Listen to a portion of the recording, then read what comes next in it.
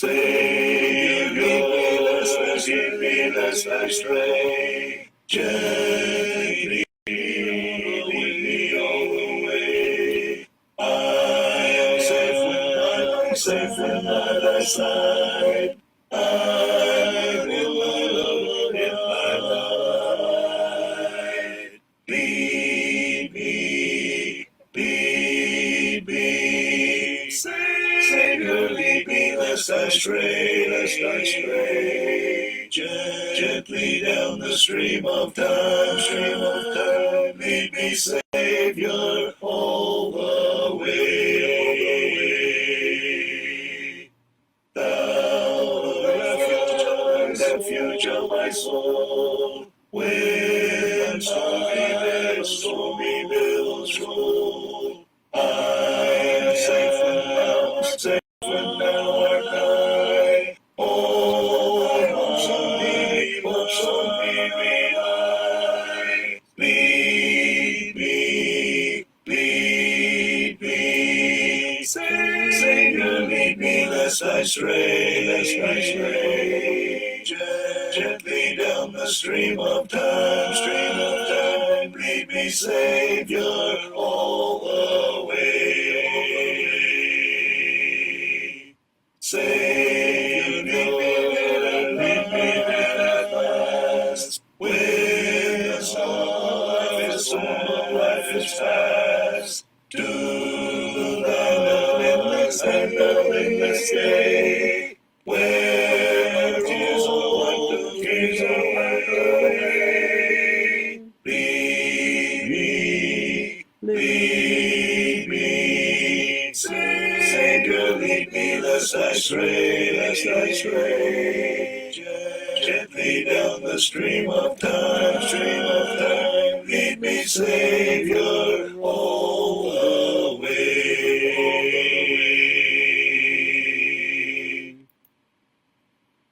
O Lord my God, when I in awesome wonder consider all the worlds thy hands have made, I see the stars, I hear the rolling thunder, thy power throughout the universe displayed.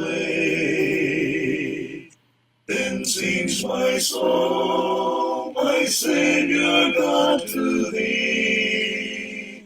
How great thou art, how great thou art. Then sings my soul, my Savior God, to thee.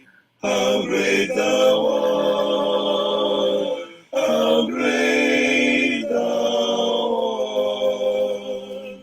When through the woods and forest glades I wander, and hear the birds sing sweetly in the trees, when I look down from lofty mountain grandeur, and hear the brook and feel the gentle breeze, then sings my soul, my Savior God, to thee. How great thou art, how great thou art.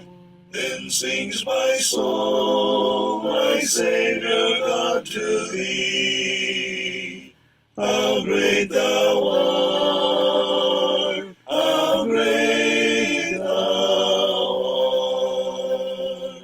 And when I think that God his Son not sparing, sent him to die, I scarce can take it in. That on the cross my burden gladly bearing, he bled and died to take away my sin. Then sings my soul, my Savior God, to thee. How great thou art, how great thou art. Then sings my soul, my Savior God, to thee. How great thou art, how great thou art. When Christ shall come with shout of acclamation and take me home, what joy shall fill my heart? Then I shall bow in humble adoration and there proclaim, my God, how great thou art. Then sings my soul, my Savior God, to thee. How great thou art, how great thou art. Then sings my soul, my Savior God, to thee. How great thou art, how great thou art. It pays to serve Jesus, I speak from the heart. He'll always be with us if we do our part. There's none in the wide world can pleasure afford. There's peace and contentment in serving the Lord. I love him far better than in days of yore. I'll serve him more truly than ever before. I'll do as he bids me, whatever the cost. I'll be a true soldier, I'll die at my post. And oft when I'm tempted to turn from the track, I think of my Savior, my mind wanders back to the place where they nailed him on Calvary's tree. I hear a voice saying, I suffered for thee. I love him far better than in days of yore. I'll serve him more truly than ever before. I'll do as he bids me, whatever the cost. I'll be a true soldier, I'll die at my post. There's a place that remembrance still brings back to me. 'Twas there I found pardon, 'twas heaven to me. There Jesus spoke sweetly to my weary soul. My sins were forgiven, he made my heart whole. I love him far better than in days of yore. I'll serve him more truly than ever before. I'll do as he bids me, whatever the cost. I'll be a true soldier, I'll die at my post. How rich is the blessing the world cannot give. I'm satisfied fully for Jesus to live. Though friends may forsake me and trials arise, I'm trusting in Jesus, his love never dies. I love him far better than in days of yore. I'll serve him more truly than ever before. I'll do as he bids me, whatever the cost. I'll be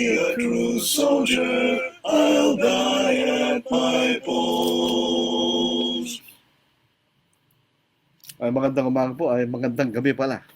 Magandang gabi sa inyo lahat.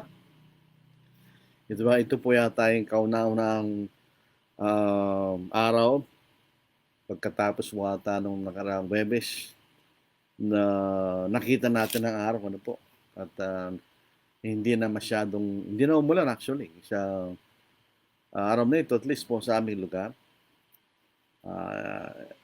Alam po natin na yung Northern Luzon, particularly Ilocos region, ay binayo po ng bagyong Emong.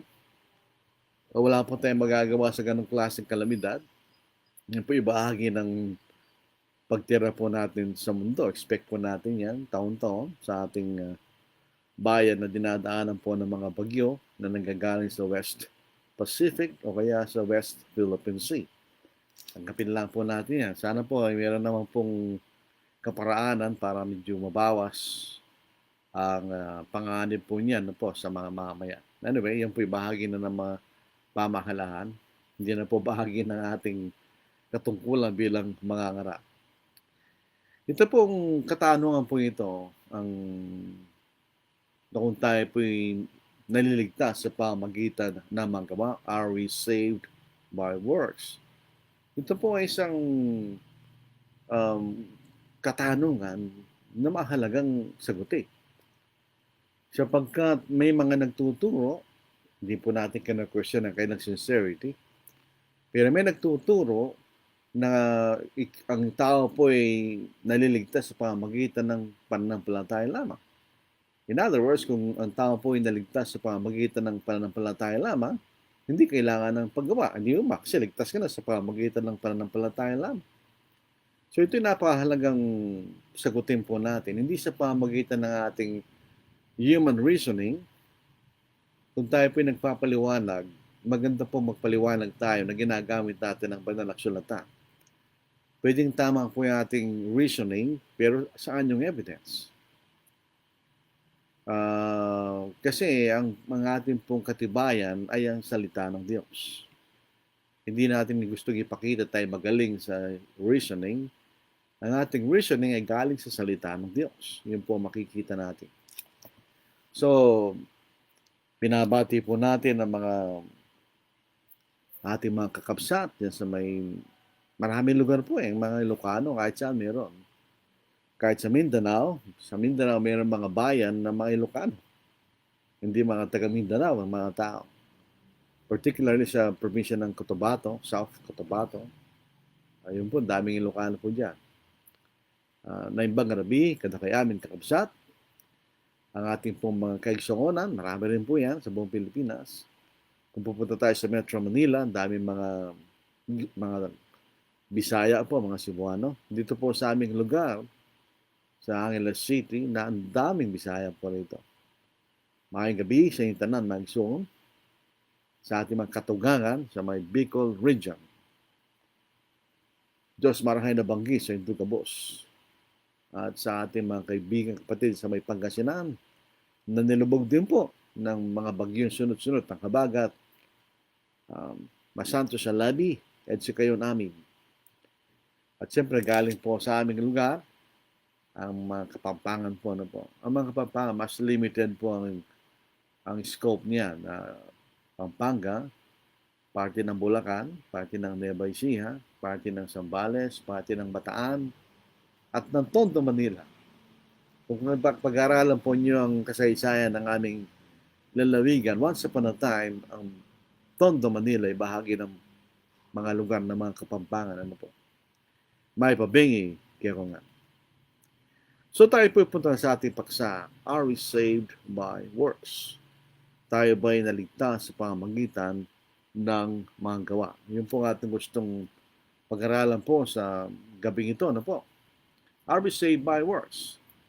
Ang mga sabi natin kanina, yung mga nagtuturo na tayo naligtas sa pamamagitan ng pananampalataya lamang, bagamat hindi po natin mababasa yon kahit sa bahagi ng bagong tipan na tayo naliligtas sa pamamagitan ng pananampalataya lamang, ang kailan pong pagmamatwid ay hindi ra po tayo maliligtas sa pamamagitan ng ating mga gawa.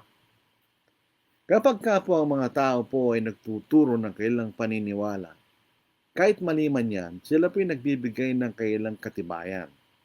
Natural po yun. Pag meron po tayong gustong ituro, tama man o mali, sigurado meron tayong bibigay na katibayan. Kahit po sa korte, sa pagitan ng sinasakdal at nagsasakdal, meron silang katibayan. So, meron silang allegedly evidence na galing po sa Bagong Tipan. Ito po yung Epeso, 2 kabanata, 8 hanggang 9. Ito po ang kailang ginagamit. Ating babasahin, sapagkat sa biyaya kayo naligtas sa pamamagitan ng pananampalataya, at ito hindi sa pamamagitan ng iyong sarili. Ito'y kaloob ng Diyos. Hindi sa pamamagitan ng magawa, upang sino man ay huwag magmalaki. Yun po ang ginagamit nilang talata. So, pag ang pinag-uusapan po natin ay kung tayo mo'y naligtas sa pamamagitan ng magawa, ang pinagtatalunan po rito ay ang kahulugan, anong ibig sabihin ng magawa? Mayroon pong sagot ito, are we saved by works? Pwede mo sasagutin, no. Depende kung anong gawang bibig mo sabihin. Pero pwede rin natin sagutin, are we saved by works? Yes, depende kung anong gawa o works ang ibig mong sabihin. Dito po sa ikawalong kabanata, sabi niya, hindi sa iyong sarili, ito'y kaloob ng Diyos. Hindi sa pamamagitan ng mga gawa, upang ang sino man ay huwag magmalaki. O totoo po yan. Pero tignan po niya sa susunod na talata. May particular na gawa na hindi ka maliligtas. Yung nga po sinasabi sa 8 talata, di ba? Pero sa 10 talata, ito na po ang ating mababasa. At ito po hindi nila binabanggit. Sapagkat tayo kanyang pinakamahusay na gawa, in other words, we are recreated in Christ, na nilalang kay Kristo Jesus para sa mabubuting gawa na inihanda ng Diyos ng una pa upang siya nating lakarin. Dito po sa English kanya, for we are His workmanship, created in Christ Jesus for good works, which God prepared beforehand that we should walk in them. We should walk. O kinakailangan tayong lumakad doon sa mabuting gawa. So paano ito? Doon sa unang 8 talata, not of works. Sabi, not of works, lest anyone should boast.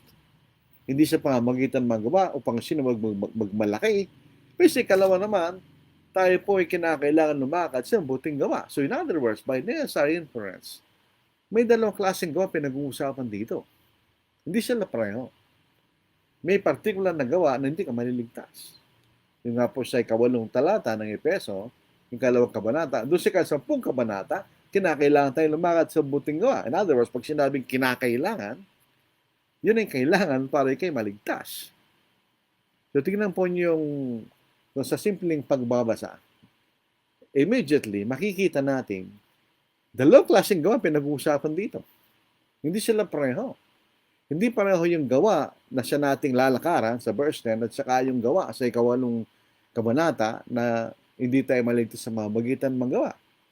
So, yun po ang ating bibigyan pansin sa gabing ito. Pero bago po tayo pumunta doon, sapagkat sinasabi, sa biyaya kayo nangaligtas sa pamamagitan ng pananampalataya, paano yung maligtas sa pamamagitan ng pananampalataya? What is meant by being saved by faith? Ibig sabihin ba tayo naligtas sa pamamagitan ng pananampalataya lamang? Ikay maniniwala lang sa iyong kaisipan? At ikay maliligtas na. Ito pang mahalagang bigyang pansin, pag-aralan. Mapapansin po natin, meron po itong kaugnayan upang maipaliwanag po natin sa Romans chapter 4, verse 1 to 4. Binanggit po rito yung 2 klaseng pagliligtas sa pamamagitan ng pananampalataya at sa pamamagitan ng gawa. So, nabanggitan naman po yung gawa dito, di ba? Masaya punta po tayo sa Romans. Ibig sabihin, si Abraham ay tunuring na matuwid dahil sa pananampalataya kanya. Basahin natin. Anong ating sasabihin na natuklasan ni Abraham na ating ninuno ayon sa laman? Sapagkat kung si Abraham ay tinuring na ganap sa pamagitan ng magawa, ay mayroon sana siyang ipagmamalaki, ngunit hindi sa Diyos. Sapagkat anong sinasabi ng kasulatan? Sumampalataya si Abraham sa Diyos at yun ay binilang sa kanya na katwiran. Ngayon, sa gumagawa, ang kabayaran na hindi tinuring na biyaya, kundi siya talagang nararapat. So, yun siya, ibig makikita natin dito. Si Abraham ay tinuring na matuwid sa pamagitan ng pananampalataya. Anong ibig sabihin? No? Wala ba siyang ginawa? Sabay naniwala lang sa kanyang kaisipan. Yung bang sabihin na siya ay tinuring na matuwid nung siya ay sumampalataya sa Diyos. Abraham believed God and it was accounted to him for righteousness. Tandaan po natin, matuwid na si Abraham, no? Pero yung kanyang, itong ginawa niya, sinasabi rito, ay tinuring sa kanya ng karagdagang katwiran.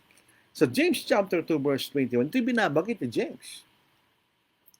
Ang sabi ng mga iba, nagkakalaban daw si Pablo at saka si James. Ba, hindi Pareho silang kinasya ng Espiritu Santo.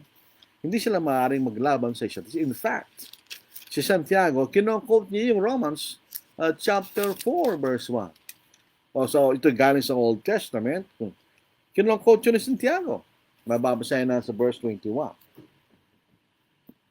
Hindi ba ang ating amang si Abraham ay naring ganap sa pamagitan ng magawa? So, mapapansin natin, yung gawa na sinasabi sa Romans chapter 4 verse 4, yung gumagawa kanya, ito'y binibilang bilang kabayaran, ganyan. Hindi yan ang gawa na sinasabi sa James chapter 2. Tuloy po natin. Ano bang ginawa ni Abraham? Hindi ba ang ating amang si Abraham ay naring ganap sa pamagitan ng gawa ng kanyang inihandog si Isaac na kanyang anak sa ibabaw ng dambana? Nakikita mo ba ng pananampalataya ay gumagawang kalakip ng kanyang magawa at ang pananampalataya naging ganap sa pamagitan ng magawa? Kaya't natupad ng kasulatan na nagsasabi, si Abraham ay sumampalataya sa Diyos at ito'y binilang sa kanya ng katwiran at siya'y tinawag na kaibigan ng Diyos. So, nung sumampalataya si Abraham, anong ginawa niya? Sumunod lamang siya sa sinabi ng Panginoon. Iyain mo ang iyong anak na si Isaac, kanya. Nang siya'y naniwala doon at siya'y sumunod, yun ang sinasabi siya'y sumampalataya. In other words, ang pananampalataya, hindi lang ikay naniniwala sa iyong kaisipan. Ikay sumasampalataya kapag sinusunod mo sinasabi ng Diyos. Kaya nga makikita na sa verse 24, nakikita ninyo ng tayo naringan sa pamagitan ng magawa at di sa pamagitan ng pananampalataya lamang. For the first time, mababasa natin faith only. Hindi tayo maliligtas sa pamagitan ng pananampalataya lamang, kundi sa pamagitan ng gawa. Ano yung gawa doon? Those are works of obedience. Pag tayo sumusunod sa sinasabi sa atin ng Panginoon, yun ay tayo po iaaring matuwid ng Diyos sa inyo. Pag sumusunod tayo sa sinasabi ng Panginoon, pag tayo sumampalataya, tayo naniniwala sa sinasabi ng Panginoon at sinusunod natin yung sinasabi ng Panginoon. Yun ang ginawa ni Abraham. At sinabing siya'y sumampalataya, ito'y tinuring sa kanya bilang katwiran. Hindi siya sumampalataya lang. Sapagkat po yung pag-aahin kay Isaac, yun ay utos ng Diyos kay Abraham. Sa Genesis chapter 22, upang siya'y subukan kung anong ang hangganan ng kanyang paniniwala at pagkatakot sa Diyos. So siya'y sumunod lang, kaya po yun makikita natin. Kaya po babalik tayo sa katanong, anong klaseng gawa ang sinasabi sa James chapter 2? Anong klaseng manggawa ang tayo po'y naaaring ganap? Sa James chapter 2, ito po'y works of obedience or works because of faith. In other words, ito'y gawa ng pananampalataya. Pag sinabing gawa ng pananampalataya, sinusunod natin ang sinasabi sa atin ng Panginoon. Sapagkat ang pananampalataya ay nanggagaling sa pakikinig at sa pakikinig sa salita ni Kristo. So kung kayo sumasampalataya, kayo nakikinig at naniniwala sa salita ni Kristo at tayo sumusunod. Yun ang ibig sabihin po ng works of faith. Dito sa 1 Thessalonians chapter 1 verse 2 to 3, bilanggit po yun Mayroong gawa ng pananampalataya kanya. Sa 1 Thessalonians chapter 1 verse 2 to 3, ito po ang ating mababasa. Maong ating mabasa. Nagpapasalamat kaming lagi sa Diyos dahil sa inyong lahat na tuwina'y binabagit namin kayo sa aming mga panalangin. Aming iniaalala sa harapan ng ating Diyos at Ama ang inyong gawang mula sa pananampalataya, pagpapagal sa pag-ibig at katatagan ng pag-asa sa ating Panginoong Jesucristo. Banggitin nyo, nabasa rito, sa inyong mga gawang mula sa pananampalataya. Pag sinabi natin gawa mula sa pananampalataya na nanggagaling sa salita ni Kristo. So ikaw po ay napakinggan mo yung pananampalataya, ang ebanghelyo ng Panginoon. Napakinggan mo siya. At ikay naniwala. Kung nandun ka lang sa ikay naniwala at wala ka nang ginawa, ay hindi ka maliligtas. Kinakailangan mo sundin yung pinaniniwalaan. Kaya po'y gawa galing sa pananampalataya. Ito po mga naniniwala sa faith only, hindi nila naalintana ng mismong pananampalataya ay siyang gawa. Faith is a work. Kaya nga hindi lang ikay maniniwala. Kung ang pananampalataya ay isang gawa, ang gawa po ay isang aksyon. So ang pananampalataya, mayroon siyang ginagawa. Dito po sa John chapter 6, basahin po natin. Nagtanong po ang alagad ng Panginoon ano ang dapat namin gawing gawa ng Diyos kanya O para tayo po hindi maligaw o tayo po eksakto. Basahin natin. Kaya nga po tayo bilang mangaral, kailangan po hindi lang ang ating reasoning na galing sa ating karunungan. Ang ating karunungan at ang ating pagmamatwid ay galing sa Biblia. Ako po practice ko po yun Pag ako'y nagkikipag-usap, meron akong Biblia. At ang aking pagmamatwid ay pakikita ko sa Biblia. Hindi lang salita ka lang. Mag-equal basis lang kayo ng kausap mo nun. Wala kang pinakikitang katibayan. Wala rin siyang pinakikitang katibayan. So, ano magiging batayan ng ating pinag-uusapan? So, dito po sa John chapter 6, verse 28, verse 29. Sinabi nila sa kanya, ano ang kailangan naming gawin upang aming magawa ang magawa ng Diyos? O tinatanong nila anong dapat naming gawin upang magawa namin ang gawa ng Diyos kanya. Ang sabi ng ating Panginoon, sumagot si Jesus, ito ang gawa ng Diyos na inyong sampalatayan ng kanyang sinubukan niya. Nung ba'y sumampalataya sila sa ating Panginoon, hindi pa sila sumunod sa Panginoon? Kaya nga sabi ng Panginoon, sa Luke chapter 6 verse 46, bakit nyo tinatawag Panginoon, Panginoon, at di nyo ginagawa mong bagay na aking sinasabi kanya? In other words, ang mga gawa na nagliligtas ay ang gawa ng pagtupad ng pananampalataya. Works of faith. Ginagawa natin ang mga bagay na ito dahil ito ang sinasabi ng Panginoon dapat nating gawin. Ito mga gawang ito hindi galing sa ating sariling kaisipan. Ito'y galing sa salita ng Diyos. Sa Romans chapter 10 verse 17, ang pananampalataya ay nanggagaling sa pakikinig at sa pakikinig sa salita ni Kristo o sa salita ng Diyos, depende sa ating salin. Bilang katunayan, sa Hebrews chapter 11, ito ang aklat ng pananampalataya. Ito yung aklat na ang mga tao nang sila'y sumampalataya sa lumang tipan, sila'y naging kalugod-lugod sa Diyos. Dito po sa Hebrews chapter 11 verse 7, ito'y kay Noah. Bagamat walang sinabi rito, by faith Noah obeyed, kanya, by necessary inference, kung patutunayan natin sa lumang tipan, na yung ginawa ni Moses ay pagsunod lamang sa sinabi sa kanya ng Diyos. Basahin natin. Sa pananampalataya si Noe, meron ba siyang ginawa? Meron siyang ginawa. Ano? Sumunod siya sa Diyos. Sa pananampalataya si Noe na mabigyan ng Diyos ng babala tungkol sa mga bagay na hindi pa nakikita ay pinakinggan ng babala at gawa lang isang daong para sa kaligtasan ng kanyang sangbahayan. Sa pamagitan nito ay natulan niyang sanglibutan at siya naging tagapagmana ng katwirang ayon sa pananampalataya. Ibig sabihin, sinunod lang ni Moises, ni Noah, ay pinagawa sa kanya ng Diyos. Ano bang ginawa ng Diyos ni Noah? Sumunod lang siya, pinagutos sa kanya ng Diyos. Anong tawag doon? Nagsimulat sa Hebreo, pananampalataya. Pupunta tayo sa Genesis chapter 6, verse 4, itong ating mababasa mga kapatid. Sino po sa Genesis chapter 6, itong ating mababasa. Sa ika-4. Verse 14 na po, naligaw tayo. Gawa ka ng isang daong nayari sa kahoy na gopher. Ang gopher po ay isang uri ng pine wood. Ito'y magaan pero ito'y matibay sa tubig. Gawa ka ng mga silid sa daong at pahiran mo ng alkitran sa loob at labas. Gagawin mo ito sa ganitong paraan. Ang haba ng sasakyan ay 30 siko o ang isang siko po ay 1.5 feet. Ang luwang ay 50 siko at ang taas ay 30 siko. Gagawa ka ng isang bintana sa sakyan at tapusin mo ito ng isang siko sa dakong itaas. Ilalagay mo ang pintuan ng sasakyan sa kanyang tagiliran. Gagawin ito na may unay, kalawa at katong palapag. Ganyan. Ginawa ba yun? Yun ang ginawa ni Noah, hindi ko ba? Basahin po natin sa verse 22. Gayon ang ginawa ni Noah. Ginawa niyang ayon sa lahat na inutos sa kanya ng Diyos. Anong tawag doon sa Hebreo? Sa ginawa ni Noah? Pananampalataya. Dito po sa Hebrews chapter 11 verse 8, si Abraham. Si Abraham, mga kapatid.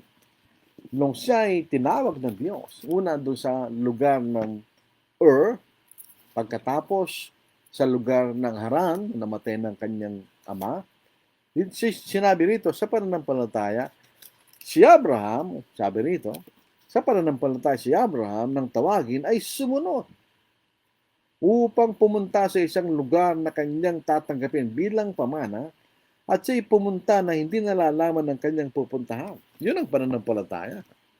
Sabi ng Diyos, pumunta ka sa lugar ng Kanaan kanya. Hindi niya alam ang Kanaan. Hindi po sa panahon natin, pupunta ka lang sa Google, Kanaan, makikita mo na yung lugar. Wala silang ganun noon. Wala siyang idea kung saan yung lugar na yun. Anong klaseng lugar yun. Pero pumunta siya. Dahil siya, yan ang sabi ng Diyos sa kanya, pumunta ka ron kanya. Anong tawag doon? Pananampalataya.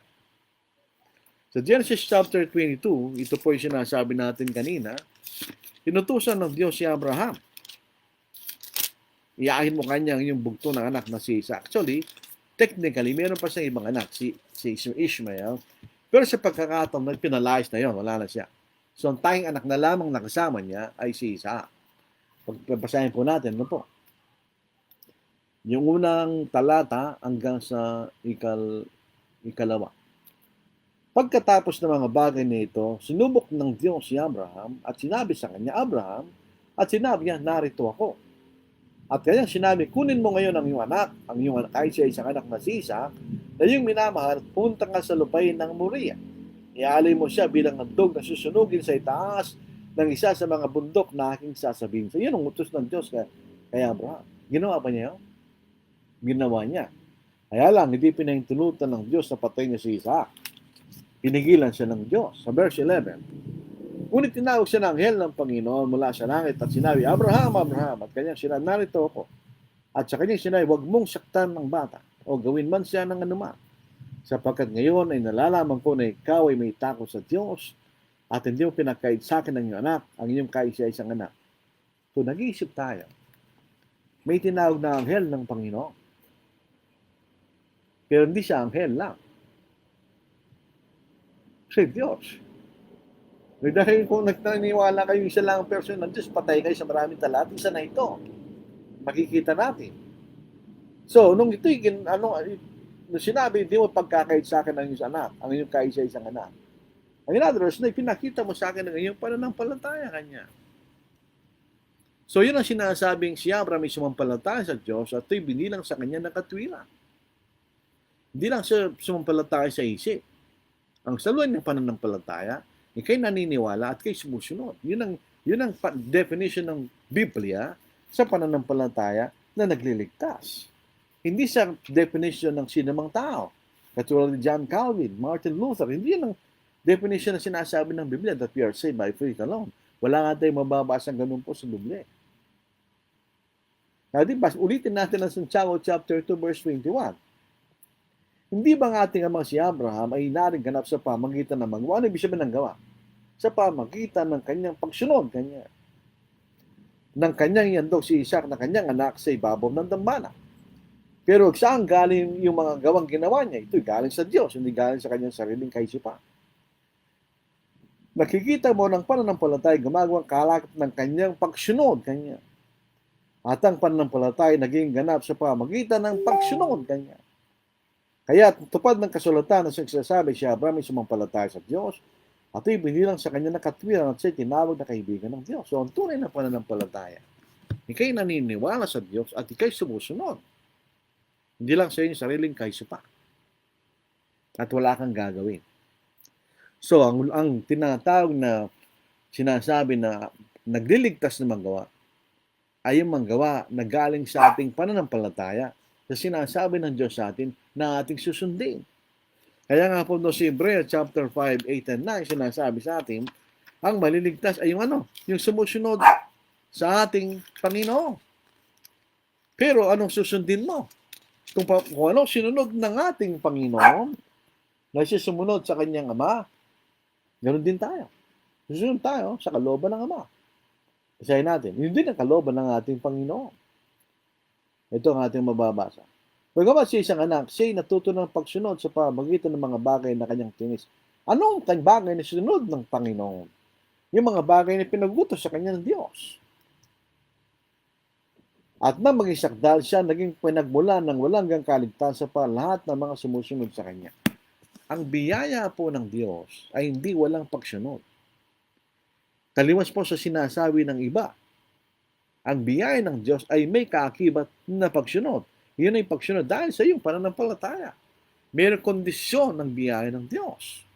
Kaya yung pong gawa na pinasusunod sa atin ng Panginoon, yan na magliligtas sa atin. Ngayon, pumunta po tayo sa pangalawang gawa. Ano yung gawang hindi magliligtas?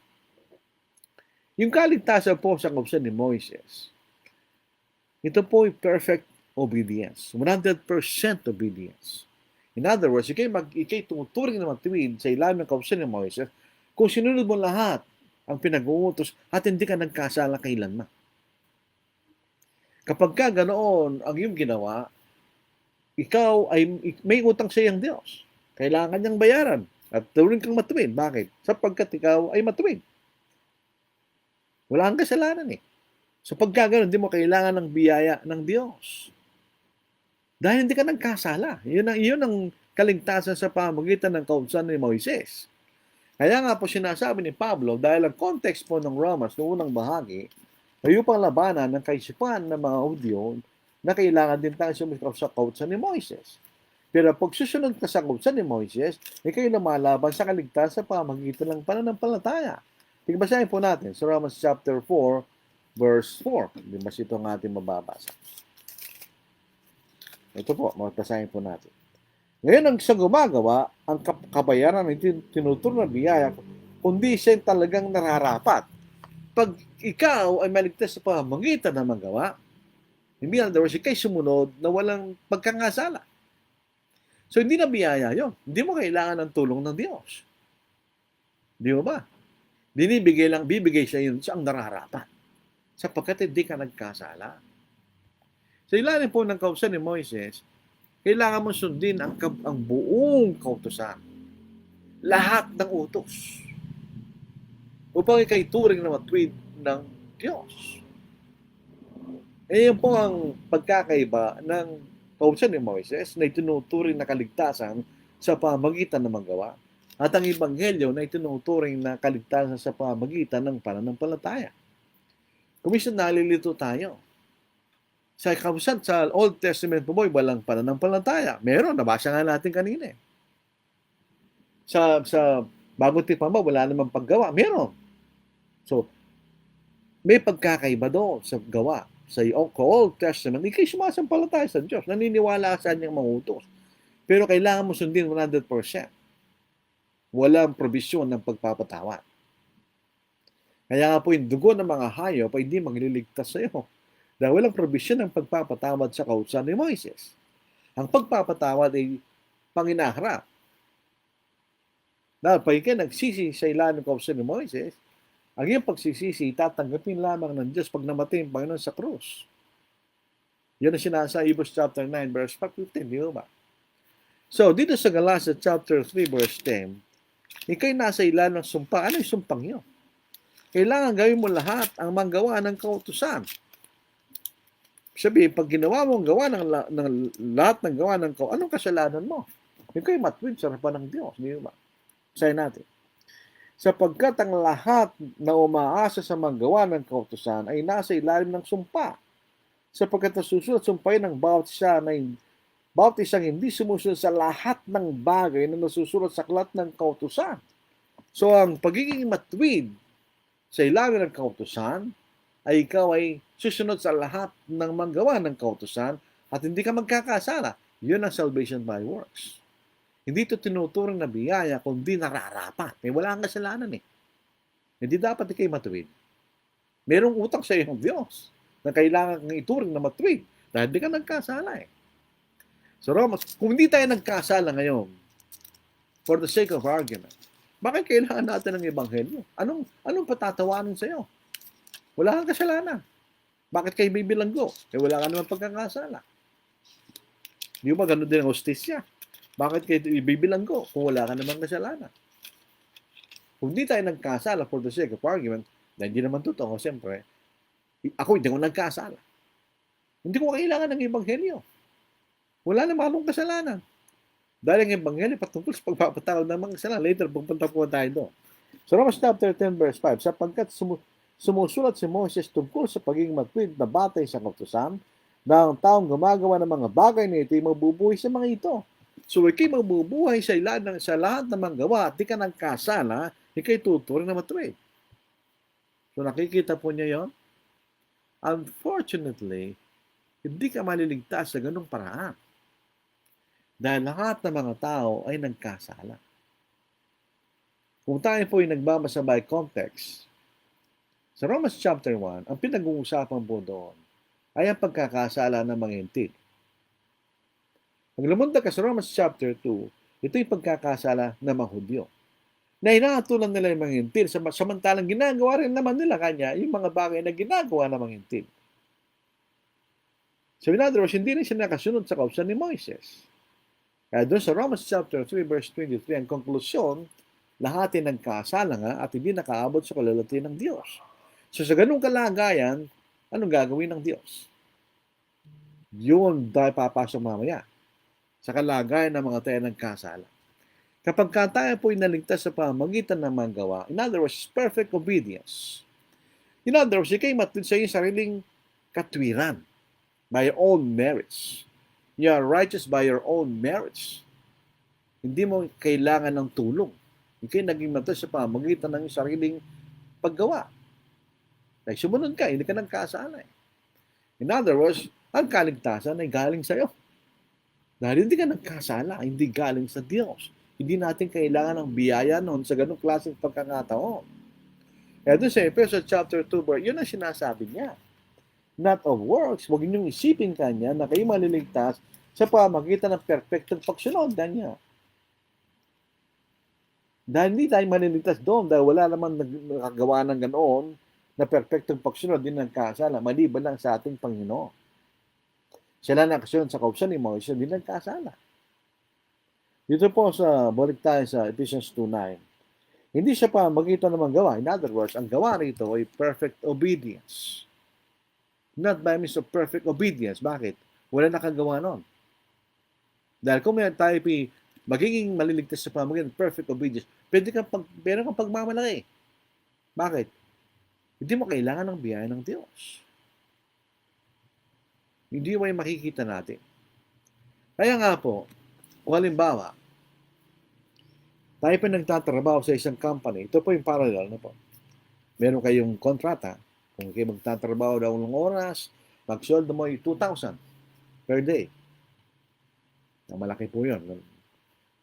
So, yun yung kontrata niya. So, nagtrabaho na walang oras. Hindi mo nararapat ng bayaran ng 2,000. Yung ba'y biyaya ng kumpanya? Hindi, karapatan mo yun. Kaya doon sa sinasabi ni Pablo sa Romans chapter 4, ito'y nararapat kanya. Bakit? Hindi ka nagkasala eh. Kaya naging matuwid. Yun ang ibig sabihin salvation by works.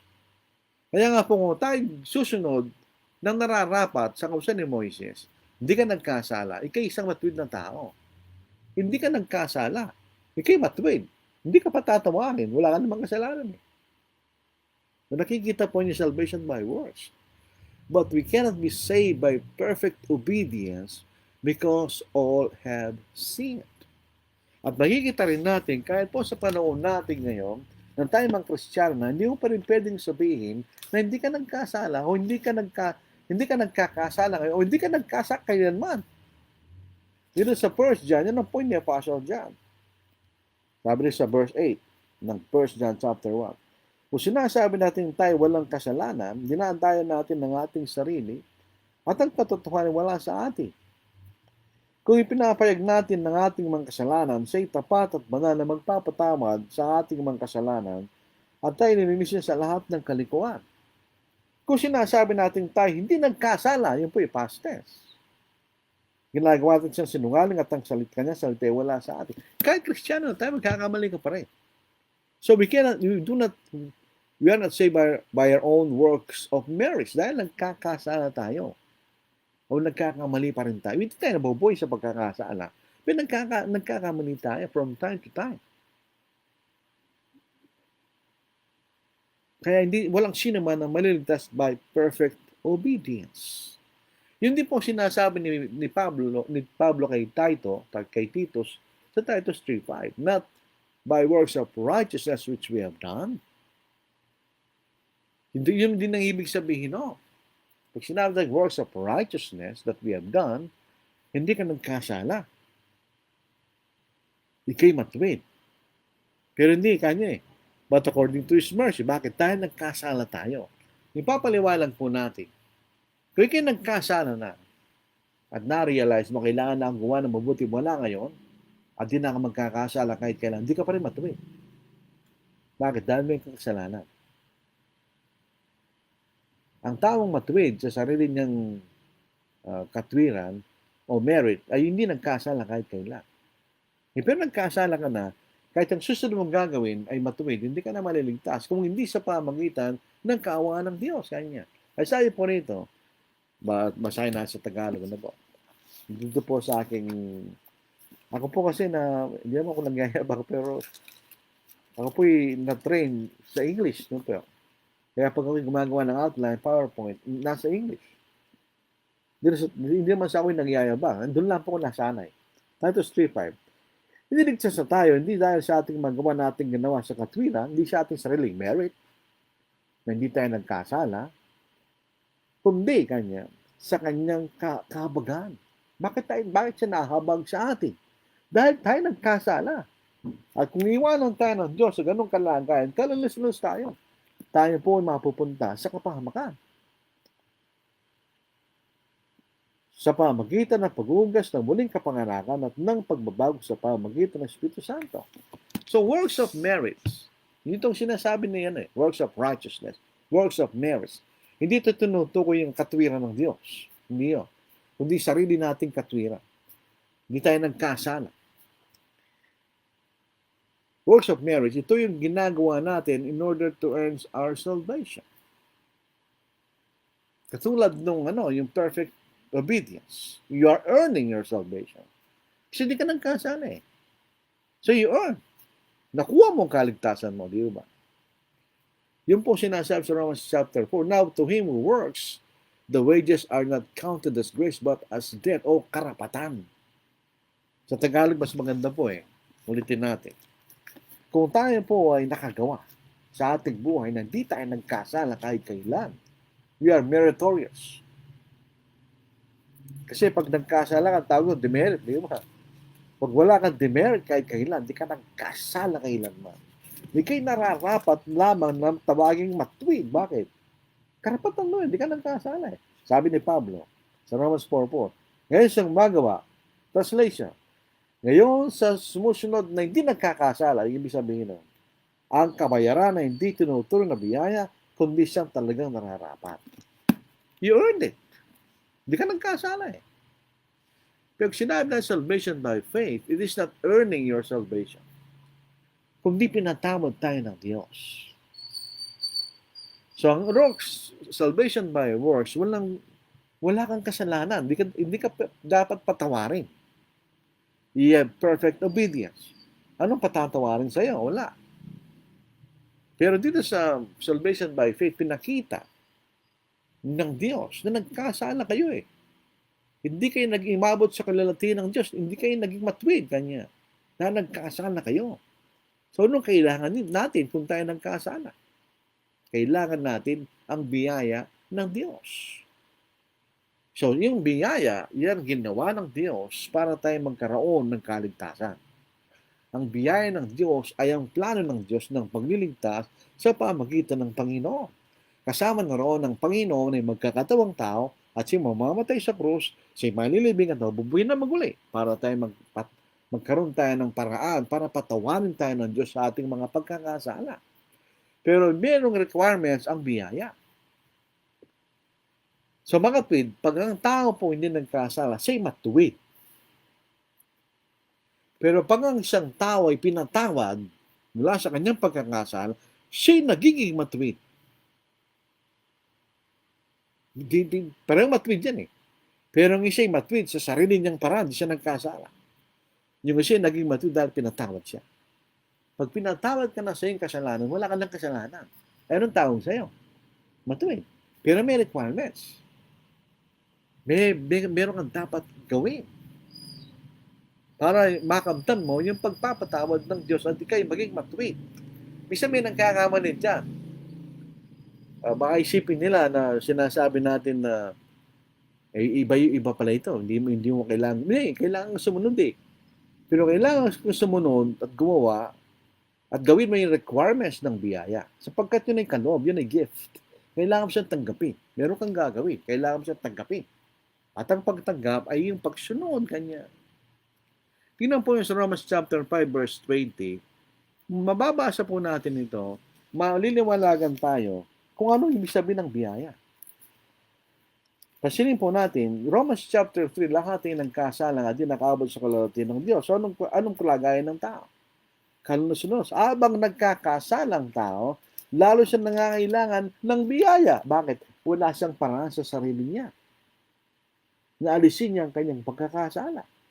Sa Romans chapter 5 verse 20, verse 21, subalit dumating ang kautusan na nagbunga ng pagdami ng pagsuway, ngunit kung saan marami ang kasalanan, ay lalong dumarami ang biyaya. Ang ibig sabihin nun, abang ang tao po ay nagkakasala, kailangan niyang biyaya ng Diyos. Kailangan niya ng kapatawaran ng Diyos. Hindi ba? 21, upang kung paanong kasalanan naghari sa kamatayan, ay gayon din naman ang biyaya ay makapag-ahari sa pamagitan ng pagiging matuwid tungo sa buhay na walang hanggan sa pamagitan ng Kristo na Panginoon natin.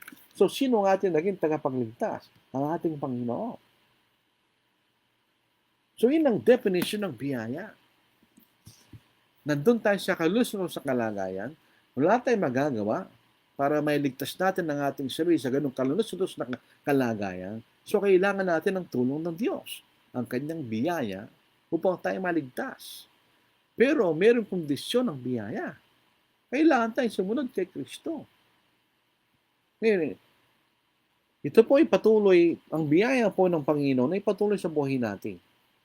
Dahil alam ng Diyos, sa karanasan niya sa pakikipagtungo sa tao, ng tao kahit kailan, siya magkakamali. So, ang biyaya ng Panginoon ay palaging nandiyan. Pag tayo po hindi pa Kristiyano, kailangan sumunod sa requirements. Sabi ng pa, sumasampalataya at mabuti si maliligtas. Requirements yun. Para patawarin tayo sa ating mga kasalanan. No, sa Acts chapter 2 verse 38, magsisi kayo at ang bawat sa inyo ay magpabautismo sa pangalan ni Jesus sa pagpapatawad ng inyong mga kasalanan. Di ba? Meron requirements ang pagpapatawad ng Diyos. May requirements ang biyaya ng Diyos. We are not saved by grace alone. Kailangan, yun ang bahagi niya eh. Yan ang ginawa ng Diyos. Meron kang gagawin. Kailangan mo tanggapin yung biyaya. Sa pamagitan ng pagsunod doon sa requirements ng biyaya. Mali po yung kaisipan at di tama. Ang biyaya ay walang kondisyon. Wrong. May kondisyon ng biyaya. Kung ipaparalel po natin sa presidential pardon, yun ay biyaya. May requirements po yun. Pagka na-fulfill may requirements ng batas at sinubmit sa presidente at in-approve ng presidente yung pardon, wala ka ng kasalanan. Mabubura yung lahat ng yung pagkakasala na nirecord sa Department of Justice o sa NBI. Murado na yon. Parang walang nangyari. Pinatawag ka ng presidente. Yun ay biyaya, di ba? Ganon din ang biyaya ng Diyos. Pinatawad ka ng Diyos, binura niya ang kasalanan mo. Hindi na niya alalahanin pa ang iyong pagkakasala. Pero may requirements. Tayo kailangan sumunod sa ating Panginoon. Ulitin po natin sa Hebrews chapter 5 verse 8 and 9. Though he was a son, ibig sabihin siya anak ng Diyos. Bakit siya susunod? Wala naman siyang kasalanan. Though he was a son, yet he learned obedience by the things which he suffered. Yung kanyang tiniis ay mga bagay pinagutos sa kanya ng kanyang ama. And having been perfected, he became the author of eternal salvation to all who obey him. Yung maliwanag po yan. Dahil sasabihin natin yung mahalagang pagsunod. Pag di ka sumunod, di ka maliligtas. Pero pagsunod natin, hindi pagpapakita ng isang gawa ng ating sariling katwiran. Ito yung gawa ng pagsunod sa katwiran ng Diyos. Kaya tayo iniligtas ng Panginoon. Di ba yung makikita natin? Doon po sa ating mamumuhay bilang mga Kristiyano, kailangan tayo magpatuloy na gawin ang ating kaligtasan. Kailangan tayong patuloy na sumunod. Kailangan tayong maghumingi ng tawad pag nagkasala tayo. At kailangan tayong sumunod sa mga pinagutos sa atin ng Diyos. At kung nagkamali tayo, kailangan tayong magsisi. That's working out your salvation, kanya. Pero sa Philippians 2:12, therefore, my beloved, as ye have always obeyed, not as in my presence only, but now much more in my absence, work out your own salvation with fear and trembling. Yun ang faith part. Ginagawa natin ng katwiran ng Diyos. Work out your own salvation, ganyan. Magpatuloy tayo pagsunod sa katwiran ng Diyos. Kung nagkasala tayo, kailangan tayo magsisi at magbalik sa katwiran ng Diyos. Yun ang katwiran sa pamamagitan ng pananampalataya. Para makita natin ang difference, salvation by works, we obey in order to earn salvation through perfect obedience. You earn your salvation. Nakamtan mo ang kaligtasan mo. Bakit? Hindi ka nagkasala eh. It's perfect obedience. Ang biyaya sa ganung pagkakataon, hindi kailangan. God's obligated to accept you as righteous because you have not sinned.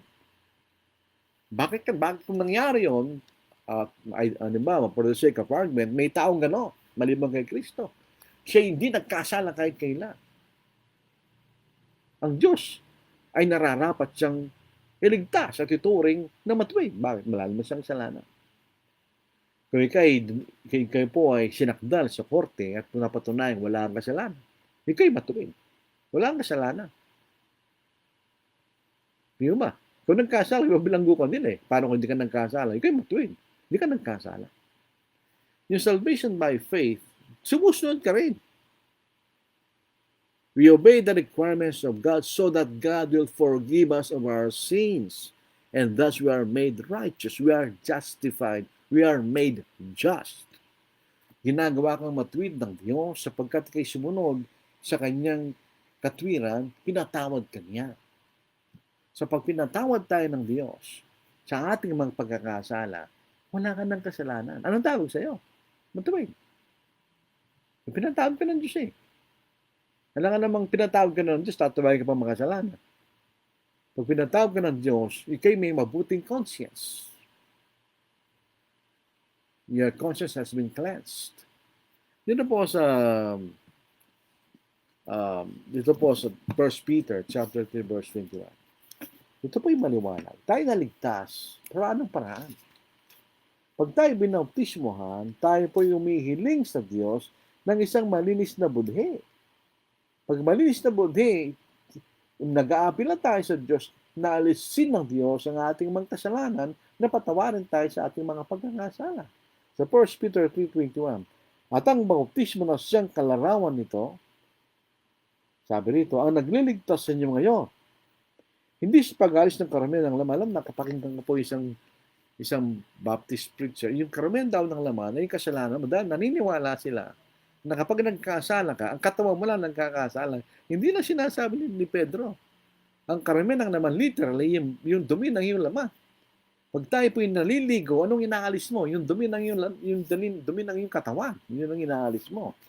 Ang sabi rito, kundi bilang paghiling sa Diyos ng isang malinis na budhi sa pamagitan ng muling pagkabuhay ni Jesucristo. Inihiling mo na patawarin ka ng Diyos. At sa ganon, ikay magkaroon ng malinis na budhi. Di ba?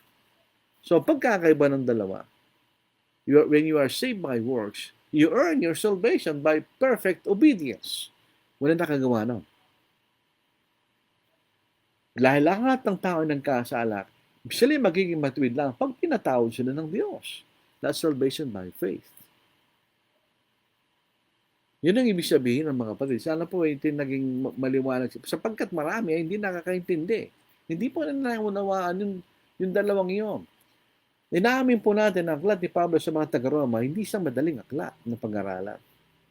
Pero kung maalala mo yung context ng buong aklat, ang unang bahagi ng sulat ni Pablo sa mga taga-Roma ay ang pagpapatunay ni Pablo na hindi tayo maliligtas sa pamamagitan ng kautusan ni Moises. At pinatunayan ni Pablo na si Abraham ay hindi naligtas sa gawing paraan. Nung siya'y tinuli ng Diyos, siya'y matuwid na. Hindi siya naging matuwid dahil sa kanyang pagtutuli. Ang pagtutuli po ay kakiba doon sa kautusan ni Moises. So, akala ng mga Hudyo, dahil pinatuli si Abraham, katulad sila na pinatuli ay sumusunod sa kautusan ni Moises kanya. Hindi, nang tinuli si Abraham, matuwid na siya. So, hindi na pwedeng pagmalaki na si Moises ay si Abraham tinuli katulad nila. So, yun yung argument ni Pablo. So, ang konklusyon po natin sa ating pag-aaral sa gabing ito, are we saved by works? Yes, by works of faith. Obedience to the gospel of Christ. Hindi po ating sariling katwiran. Dahil in the first place, hindi man tayo matuwid. Dahil makasalanan po tayo. So, paano natin tatawagin yung gawa ng ating sariling katwiran? Dito po sa 1 Peter chapter 1, verse 22 hanggang verse 25. Since you have purified your souls, sino naglinis sa kanilang mga kasalanan? Sila. Pag siya'y sumunod, pinatawad sila ng Panginoon sa pamamagitan ng biyaya. Pero meron silang ginawa. Kaya you purified your souls in obeying the truth. Nang sila sumunod sa katotohanan to the Spirit. Ano yung Spirit? Yun ang pinahayag ng Espiritu Santo. In sincere love of the brethren, love one another fervently with a pure heart, having been born again, not of corruptible seed, but incorruptible, through the word of God which lives and abides forever, because all flesh is as grass, and all the glory of man as the flower of the grass. The grass withers, and its flower falls away, but the word of the Lord endures forever. Ano ito salitang ito? Now, this is the word by which by the gospel was preached to you. Yun ang salita ng Ebanghelyo. Di ba? So, are we saved by works? Depende kung ano ibig sabihin sa works. Kung ikaw ibig sabihin ay yung katwiran ng Diyos na ipinahayag sa pamamagitan ng Ebanghelyo, na yun ang kanyang biyaya, then you are saved by works. Works of obedience. Pag sinabing works of yung sariling ginawa natin na hindi tayo nagkasala, hindi tayo maliligtas sa gano'n dahil nagkakasala tayo. We cannot be saved by perfect obedience. Wala nakagawa na maliban sa ating Panginoon. Tayo po ay maliligtas dahil pinatawad tayo ng Panginoon, patuloy tayong pinatawad ng Panginoon. Kung tayo nagkasala, humingi ka ng tawad sa Panginoon. Patatawarin ka niya at kayo magbalik sa paglakad sa katwiran. Yun ang paligtasan sa pamagitan ng pananampalataya. Sana po naging matwid. Ano po mga kapatid? Kung di po kayo nagkaroon ng pakangato sa live po natin, pwede kayong pumunta sa YouTube, Angeles City Southside Church of Christ. Yung pong account namin. Meron din po kami Facebook group. Ganon din ang pangalan, Angeles City Southside Church of Christ. Dina-download po doon ni Brother Richard Dionisio ang lahat ng ating mga Facebook live mula pa noong 2020 hanggang sa kasalukuyan na nagpapatuloy. Ay may kita po 1,000 videos mga kapatid. 1,000 mula noong 2020. At ganoon din po yung mga sermon at Bible study tuwing Sunday na ina-upload din po doon sa Angeles City Southside Church of Christ. Sana po naging malinaw po sa atin ito. Kung tayo po interesado, talagang matuto, at tunay tayo may pananampalataya sa Diyos, tatanggapin natin ang salita ng Diyos. Kung ang tao po'y maraming dahilan, siguro hindi siya sumasampalataya sa katotohanan. Siya'y naniniwala sa kanyang sariling kaisipan. Yun po ang sinasabi sa atin. Dating ang panahon kanya, yung mga tao, hindi na sila makikinig sa katotohanan. Dito sa 2 Timothy, hindi ko po nagkakama, sa ika-4 na kabanata, 3 talata, sapagkat dating ang panahon na hindi nila matitiis ang wastong aral, kundi sa pagkakaroon ng makakating tainga ay mag-iipon sila para sa kailang sarili na mga gurong ayon sa kailang sariling pagnanasa at tatalikod sa pakikinig sa katotohanan ng kailang mga tainga at babaling sa mga katanghisip kanya. Gayon ang nanganda sa mga denominasyon. Bakit andun sila? Dahil na yun ang gusto nilang marinig. Bakit wala sila sa atin?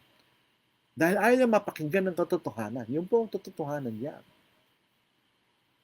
Meron pong angganan ang pangangaral, pagtuturo ng katotohanan.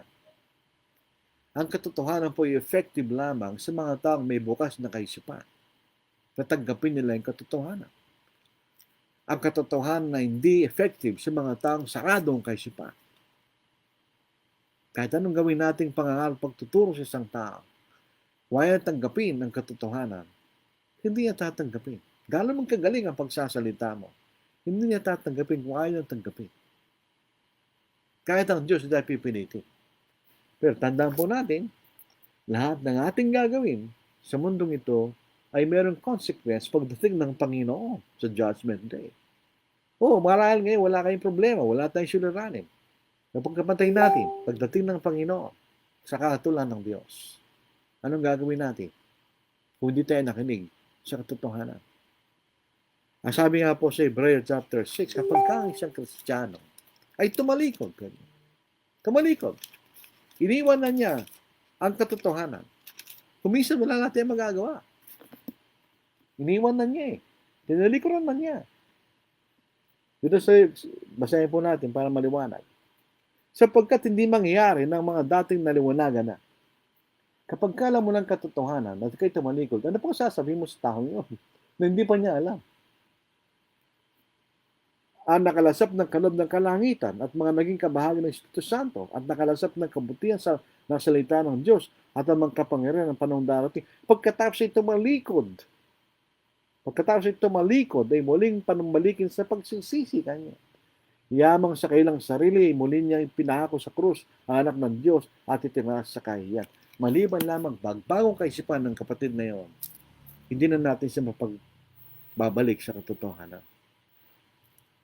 Kasi ang epekto po ng kasalanan ay ang pagkapal ng puso o ang pagkapal ng ating kaisipan o pagkasarado ng ating kaisipan upang hindi na maging effective ang katotohanan. Di ba yung nasabi ng Panginoon sa mga Hudyo? Bakit ang mga Hudyo di maliligtas? Hindi dahil hindi na napakinggan ng katotohanan, hindi dahil hindi na nakita ang mga bagay na gawin ng Panginoon. Anong problema nila? Sarado ang kailang kaisipan. Hindi na, basahin natin. Sa 14 na talata. Dito po sa verse 10. Lumapit ang mga lagad at sinabi nila sa kanya, Matthew 13 verse 10, bakit ka nagsasalita sa kanila sa pamagitan ng mga talinhaga? Sumagot siya at sinabi sa kanila, sapagkat sa inyo pinagkalob na malaman ang mga hiwaga ng kaharian ng langit. Ngunit hindi pinagkalob sa kanila. Sapagkat sino mang mayroon ay lalong bibigyan at magkakaroon siya ng kasaganahan. Anong ibig sabihin, no? Yung mga tao interesado sa katotohanan, ito yung mga tao makakaunawa sa katotohanan kanya. Ngunit sino mang wala, pati sa kanya kukunin. Dahil dito nagsalita ako sa kanila sa pamamagitan ng mga talinhaga. Sapagkat sa kailang pagtingin ay hindi sila nakakakita. At sa kailang pagkinig ay hindi nila nakakarinig at hindi sila nakakaunawa. Natupad nga sa kanilang propesya ni Isaias yung sinasabi. Yung panahon ni Isaias, ganoon na yung mga Hudyo. Nung panahon ng Panginoon, ganoon pa rin yung mga Hudyo. Sa pagkikinig kayo makaririnig, ngunit kailan may hindi makakaunawa. Sa pagtingin kayo titingin, ngunit kailan naman hindi makababati.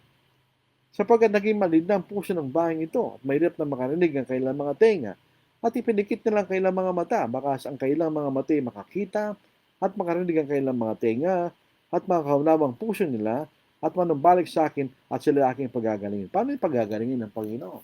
Kung bubuksan mong yung pagkaunawa sa katotohanan. Ang pananampalataya po ay hindi gawang sapilita. Kahit ano pang ipilitin mong sumamba ang isang tao na walang pananampalataya, babalik at babalik siya, hindi siya sasamba. Na hindi siya sumasampalataya. Ang tao sumasampalataya, hindi mo kailangan pagsabihan. Pupunta at pupunta siya. Dahil yan ang sinasabi ng kanyang pananampalataya. Kaya kapag ang isang tao ay nagdadahilan, hindi pagsamba, nagdadahilan siya, wala nang pananampalataya yung tao yan. Dahil kapag tayo po ay may pananampalataya, hindi tayo nagdadahilan. Gagawin natin ang kalooban ng Diyos. Dahil yun ang dinidikta ng ating pananampalataya. So ito po ang ating pangangaral po sa gabing ito, mga kapatid. Maaaring kakamti lang po makikinig ngayon dahil sa magandang panahon. Para sa akin, mga kapatid, kahit sino mangangaral ng Ebanghelyo, hindi natin tinitignan yung dami ng nakikinig. Ang tinitignan natin mga pusong malinis na gusto makinig sa Ebanghelyo. At yan din ang tinitignan ng Diyos. Yung mga tao may malinis na puso, na interesado ang pakinggan kung anong kalooban ng Diyos. So ito po ang ating pag-aaral po sa gabing ito. Maraming salamat sa inyong pakikinig. Dagang salamat sa inyong pagpaminaw. So tingnan po natin ang mga bumati. Ito mga bumabati po, halos na po ito yung mga, kumbaga, sabi natin suki, kumisan, nababawasan, kumisan dumadami. Expected naman po yan kasi iba-iba naman po ang pagkakataon, minsan busy tayo, etc. Ito naman po, hindi naman sapilitan din na ito po ay voluntary na gawain. It's a work of love. Wala naman po tayong pakinabang sa ganitong paraan. Hindi naman ako kumikita sa Facebook. Ano po? Hindi ko naman inaasahan yan. Sa akin lang ay masaya ka na. Kung magawa po natin, maliban pa doon sa ating ibang ginagawa na face-to-face ng pangangarap. Yun pong bumati. John Bautista, ito po ang ating kaibigan at magiting na mangaral sa Briones Village Church of Christ sa Cabanatuan City. Kung handa ka sa Cabanatuan po kayo, pumunta po kayo doon sa Briones Village. Ano po. Good evening. Oljano Campo, good evening po. Ito po yung taga Dubai, sa UAE. Nida Villamin, maayong gabi, kanimo Brad, Lord isalungan. Sa iyo, kanya. Marisa, Rieta, Manzanillo, magandang gabi sa ating lahat mga kapatid. Sana okay na lahat. Sana nga po. Joseph Sanorio, good evening po. Kasama sa Iriga City, Church of Christ. Matagano pala ito. Ito po yung ating katugang. L. Gabriel Pos, good evening. John Rex Darasin, palagi po nakikinig ngayon si John Rex. Isa mapagpalang gabi po, Tito Lord Disalong. Magandang gabi rin. Yun lang po, bumati. Maraming salamat sa inyo. Throw out the lifeline across the dark wave. There is a brother whom someone should save. Somebody's brother, oh, who then will dare to throw out the lifeline, his peril to share. Throw out the lifeline, throw out the lifeline. Someone is drifting away. Throw out the lifeline, throw out the lifeline. Someone is sinking today. Throw out the lifeline with hands quick and strong. Why do you tarry? Why linger so long? See, he is sinking, oh hasten today. And out with the lifeboat, away then away. Throw out the lifeline, throw out the lifeline. Someone is drifting away. Throw out the lifeline, throw out the lifeline. Someone is sinking today.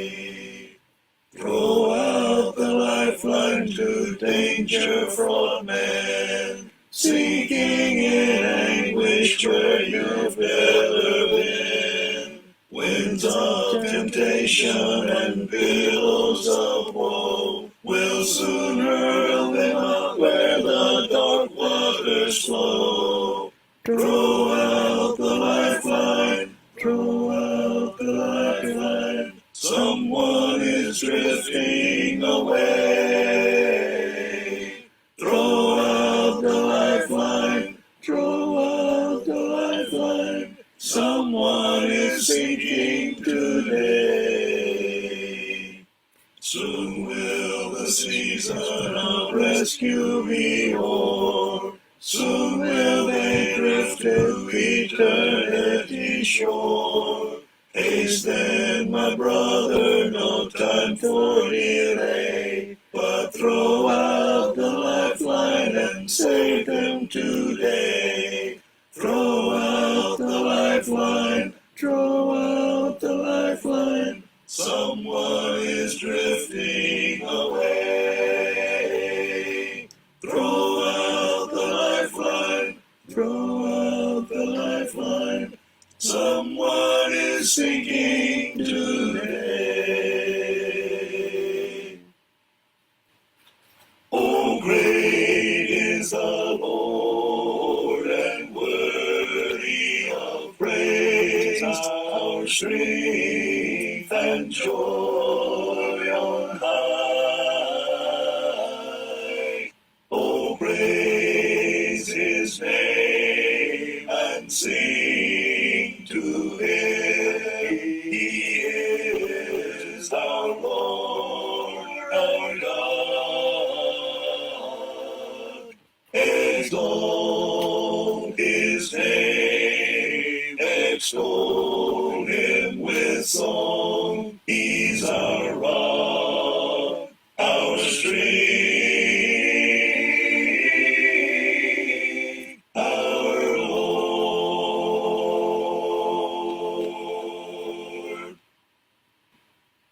Looking to thee from day to day, trusting thy grace along the way, knowing that thou wilt safely keep all that is thine. Sure of thy soul redeeming love, sure of the crown of life above, singing thy praise, thy breath along, Savior divine.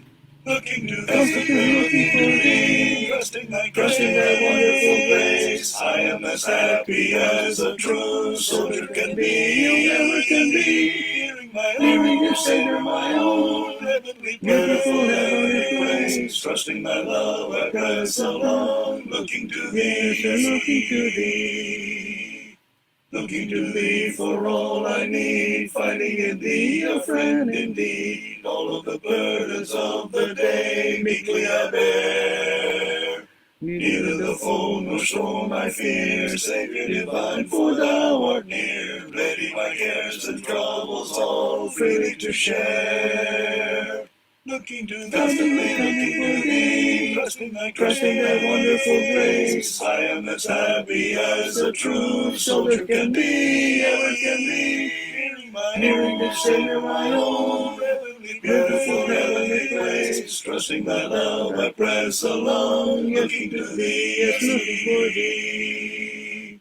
After a while in heaven bright, where there is need or sin or night, I shall behold thee face to face, Jesus my own. Then with the loved ones gone before, I shall with rapture more and more praise thee forever near the bright, beautiful throne. Looking to thee, trusting thy wonderful grace. I am as happy as a true soldier can be, there can be. Hearing the Savior, my own, beautiful heavenly praise. Trusting thy love, I press along. Looking to thee. When the trumpet of the Lord shall sound, and time shall be no more, and the morning breaks eternal, bright and fair. When the saved of earth shall gather over on the other shore, and the roll is called up yonder, I'll be there.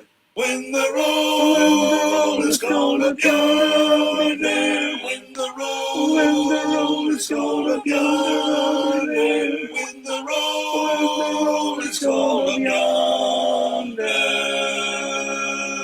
When the roll is called up yonder, I'll be there. On that bright and cloudless morning, when the dead in Christ shall rise, and the glory of his resurrection share.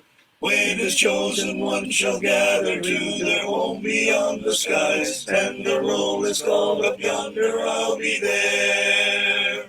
When the roll is called up yonder, I'll be there. When the roll is called up yonder, I'll be there. When the roll is called up yonder. When the roll is called up yonder, I'll be there. Let us labor for the Master from the dawn till setting sun. Let us talk of all his wondrous love and care. And when all of life is over and our work on earth is done, and the roll is called up yonder, I'll be there. When the roll is called up yonder, I'll be there. When the roll is called up yonder, I'll be there. When the roll is called up yonder. When the roll is called up yonder, I'll be there. Maraming salamat sa inyo mga kapatid. So, tapos din po ang ating Facebook Live po sa gabing ito. Sana po ay magpatuloy po ang magandang panahon na wala lang pong ganong ulan. Bagamat meron po namang bagyo sa labas ng ating sinasabing Philippine Area of Responsibility. Pero hindi lang po papasok yun. Ano po? So, nandun lang po sa taas. Maaaring magkakaroon po ng konting epekto sa bagat. Maaaring hindi kasi lakas kung siya po ipapasok sa bansa po natin. Sa ipanalangin natin na magiging maganda na po ang panahon dahil nagkakaroon po ng gawain ng pangalan sa July 30-31 sa Angeles City Southside Church of Christ. Yun po si Brother Halbert po magturo at ang paksa po tungkol sa authority. So tayo po ay manalangin. Amang banal, muli. Kaya pinagpapasalamat sa inyo sa yung patnubay, pagtulong po sa amin sa araw-araw na pangangailangan. At higit sa lahat, ang inyong pagmamahal sa amin na bagamat hindi kami karapat-dapat ay inyong sinuguan Panginoon Jesucristo na siya mamatay sa krus, malibing at ang buhay na maguli upang kami magkaroon ng kapatawaran sa aming makasalanan. Dinadalain din po namin ng aming banal na Espiritu na siya nagpakayag ng ganitong dakilang kaligtasan upang kami po na binatnan ng panahon na hindi namin nadatnan ng Panginoon ay magkaroon din po kami ng access sa dakilang kaligtasan na ito. Naamin po namin ng Diyos na may iba pagkakataon na kami naliligaw at nagkakamali o Diyos. Kami humingi po ng patawaran at naway kami bumalik sa tamang daan. Kami nalulungkot sa mga kapatid na tumatalikod sa iyong katotohanan. Sana po ay mabuksan ang kailangang kaisipan at magbalik muli sa inyo ng Diyos. Bigyan po niyo kami ng katapangan at kaliwanagan ng aming pangangaral sa mga tao na wala pa sa iyong kaharian. Dapat maganda umingi po kami ng tulong sa inyo, Diyos, na sana ay mabuksan ang kailangang kaisipan at tanggapin ng katotohanan. Wala nang kagalakan na higit na makita ng isang taong makasalanan na magbago sa pamamagitan ng Ebanghelyo. Ama, kami po ay nasa panganib ng kasalukuyang panahon. Ay may kami ng tulong o Diyos, sana yung aming pamahalaan ay magkaroon ng katalinuhan upang kami magpatuloy sa katiwasayang kapayapaan at dililingkod sa inyo. Dumating po kami panahon ng mga kalamidad o Diyos, sana po ay ligtas nyo kami sa panganib. Ngunit kayo po ay nagtitiwala at nagagalak na kung ano man ang mangyayari sa amin, O Diyos, nasa amin ang pag-asa ng kaligtasan. At ang mga bagay ito ay manginingit sa pamamagitan ng dakilang pangalan ng Diyos Kristo. Amen. Magandang ngayon po sa inyo lahat mga batid. Sa ibang panahon, lukbay ng Panginoon, tayo magsasama muli sa ganitong gawain ng paglilingkod sa Diyos, pangangarap, pakikinig sa Kanyang salita. Salamat po. Mag-ingat po tayo.